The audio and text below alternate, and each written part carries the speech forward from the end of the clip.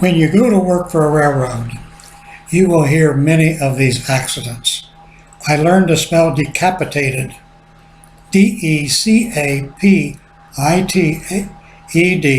when I first started working for the railroad. It seemed that every day I heard of a crossing action somewhere.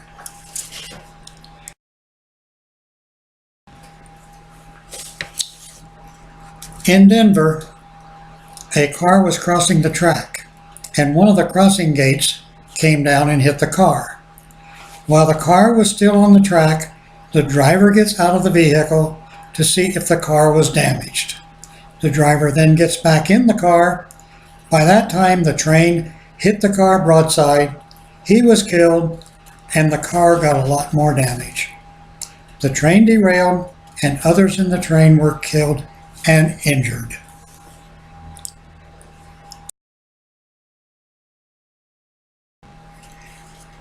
I remember of a car full of kids. During their noon school lunch break, they went out and did some driving in the car. And on their way back, their car hit the 14th head car. Yes, the 14th head car.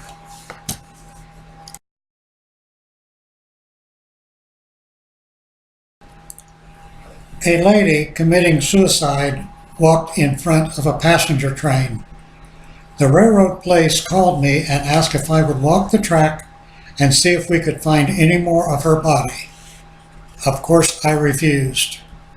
And then also, of course, the news media, along with the attorney, was blaming the railroad.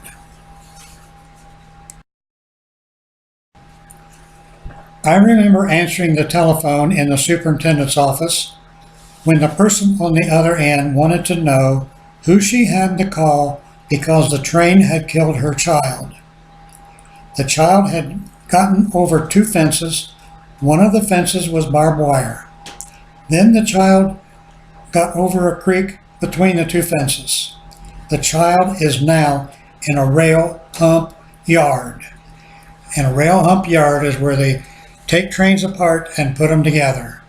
And oh yeah, there was a sign that said, "Keep out." The gates were down, we had a crossing guard, and the person went around all the cars that were waiting for the train to pass, and the car was hit by the train in the middle of the crossing. This was at a location where 4 tracks were involved. I guess somebody was just in a hurry to get to work.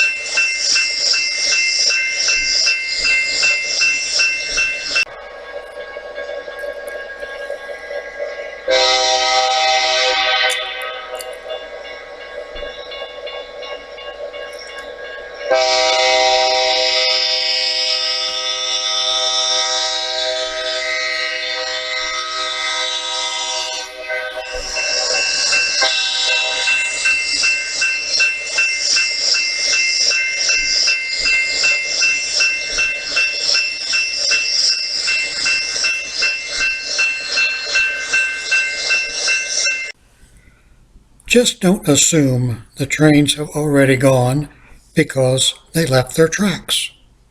You teach your children to look both ways before crossing a street. Now why don't you practice what you preach? Stop, look, and listen.